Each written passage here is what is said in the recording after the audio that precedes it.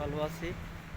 তো ফাইনালি আজকে কাজে আসলাম, নতুন করে কাজে জয়েন করলাম। অনেকদিন কাজ ছিল না, তো অনেক দখল কাটিয়ে আবারও কাজে জয়েন করলাম। খুব ভালো লাগতেছে। তো আজকে ফার্স্ট টাইম আসলাম কাজে। তো সামনে দেখতে পেতেছেন আমার মাসুম ভাইয়ের সাথে কাজে আসলাম।